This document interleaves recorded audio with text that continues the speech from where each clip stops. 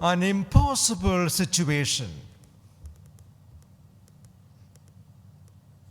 a hopeless, unpromising, daunting situation. And the Lord was testing his disciples. What would they do? Something about our human response to life situations. And what does God do in those situations? First of all, what did Philip do? He did some mathematics. Quick mathematics. 5,000 people, if we buy, it will take 6 months' wages. Good mathematics. Very clever. But nothing wrong. A human response. We try with our brains, we do mathematics, calculations. This is a situation, what should I do? I think this is the best way forward.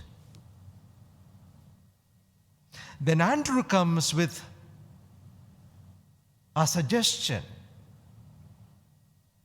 about a boy with the 5 loaves, but he soon realizes that was a very silly suggestion because 5 loaves and 5,000, so he takes his words back.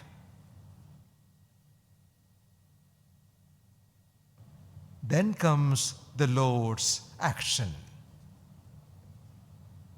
The point here is, there was no need for those 5 loaves of the little boy. With a wave of the hand, like a manna from heaven, bread and fish could have fallen down from heaven.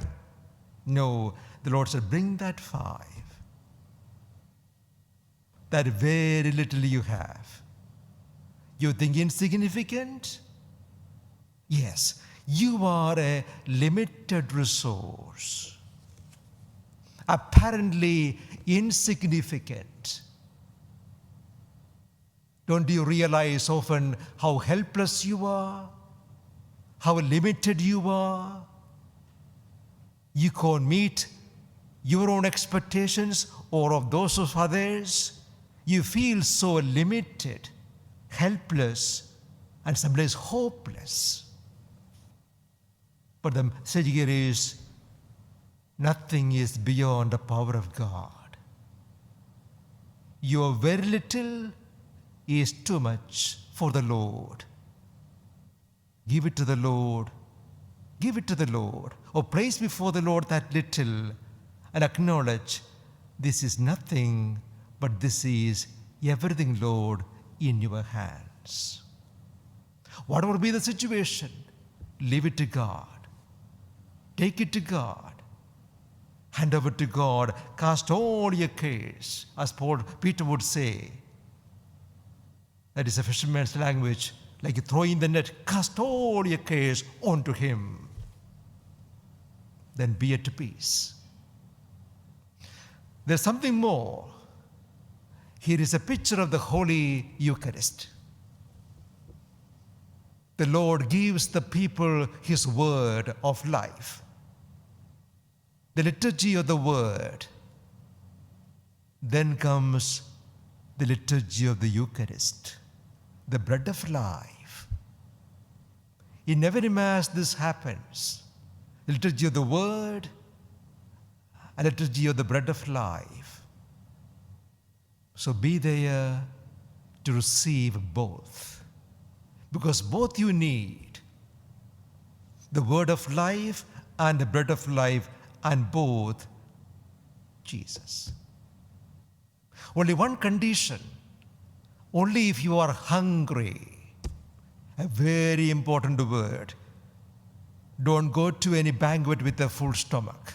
You will never enjoy it. Don't go to any banquet with a full stomach. You are not going to enjoy it. You need to be hungry. You need to be hungry. So get ready, prepare, prepare. That's why in the ancient tradition or the Catholic, they used to have 1 hour of fasting. So the spiritual meaning is more important, not that you have a cup of tea or a breakfast. The spiritual meaning is that 1 hour of preparation.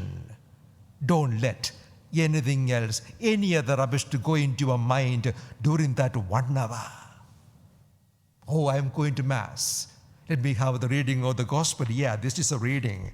I'll go a bit early for the Mass because I am hungry. And I want to be really hungry when the Lord comes to me. I have to be hungry when the Lord comes. Only then I will find Him very sweet. Only then I will find Him very satisfying. Because I was hungry. Because I was hungry, the food, the bread of life will taste very, very beautiful. So come to the Lord with hunger and thirst, and then you will never be hungry again.